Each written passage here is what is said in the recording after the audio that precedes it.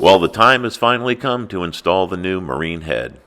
We selected the Raritan Marine Elegance 12-volt freshwater model, which is all one piece and vitreous china, so it's kind of like the one that would be in your house.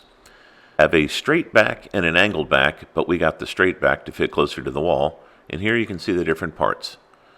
The top is the freshwater intake.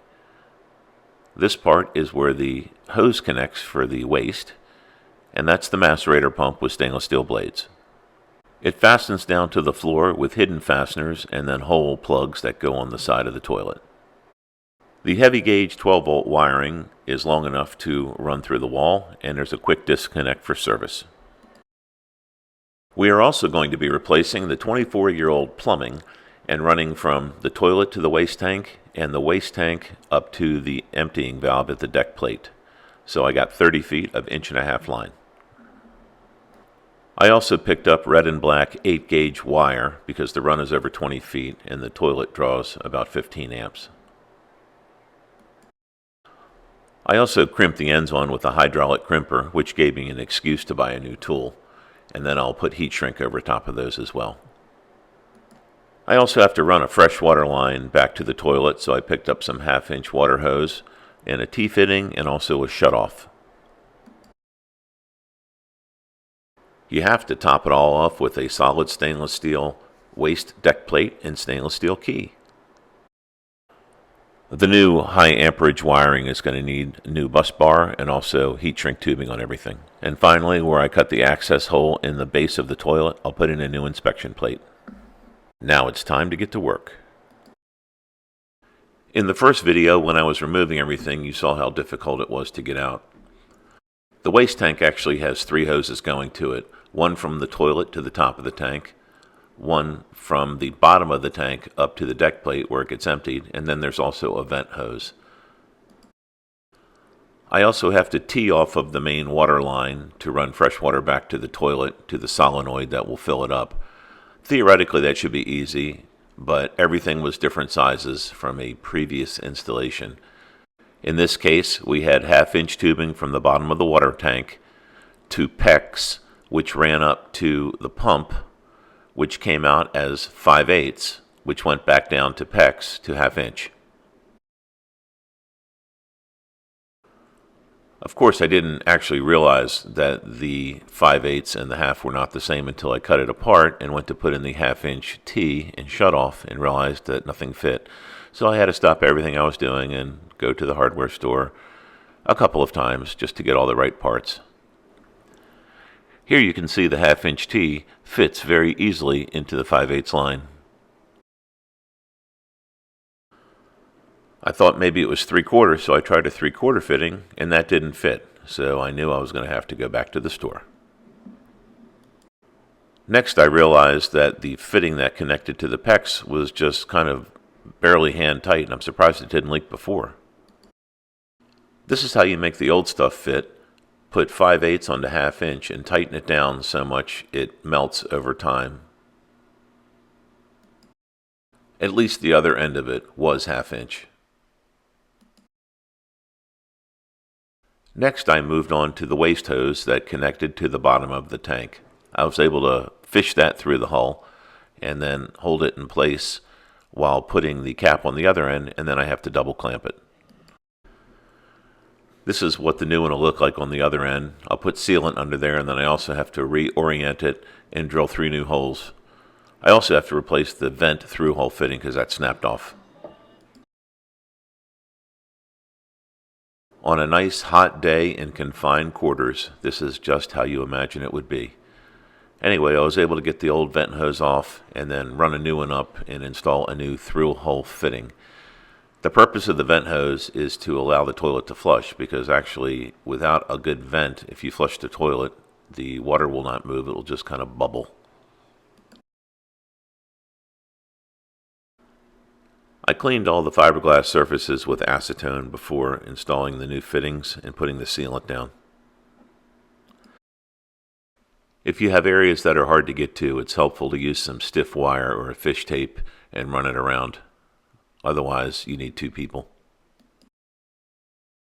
Now it's just a matter of getting the hoses connected and snugging them up with new clamps.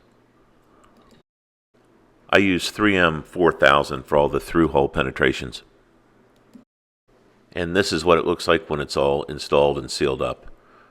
That screw on the left I removed and put in a better screw because that head was kind of jacked up.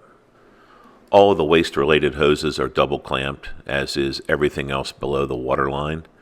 And then I was running the new hose, which is the 1/2-inch hose, in the correct fittings and putting everything together. This is kind of what it looked like when I was done. The hose clamps might be a little bit big, but I also put in a shutoff and it doesn't leak, so that's the important thing. Now I had to go back into the berth to run everything into the bathroom area.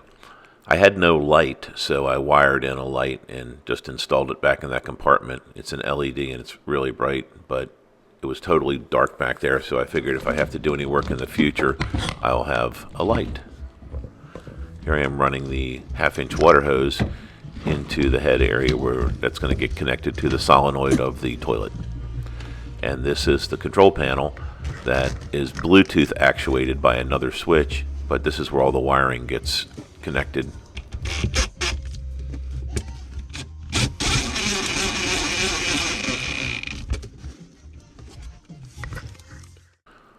The large brass lugs get the positive and negative from the battery, and then also the 4 wires coming from the toilet are connected.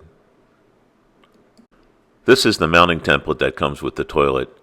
You set the toilet in place where you want it, and then mark where you want to drill the holes, and then when you put everything back down, all the brackets are in the right place. Pretty clever. Raritan supplies you with stainless steel lags, but I opted to through bolt everything with washers and nylock nuts. Now I'm connecting the 1/2-inch freshwater supply line to the water solenoid, which will connect to the back of the toilet. The blue and the black wires get fed back to that control panel, and that controls the flush. This model has several different types of flushes depending on what you want, and they're all Bluetooth controlled by a remote switch. The connection is pretty easy to do. You just put on 2 hose clamps because, like I said, I double clamp everything and connect it to the push-on fitting on the back of the solenoid, and then that whole thing just pushes into the back of the toilet. Then just get everything nice and tightened up and feed the wires back through the hole back to the control panel. I'm also taking this opportunity to put 2 hose clamps onto the sanitary line and get them ready for when I put the toilet into place. Planning out where you want to locate the toilet, make sure that the lid is able to open more than 90 degrees. I like that soft close feature.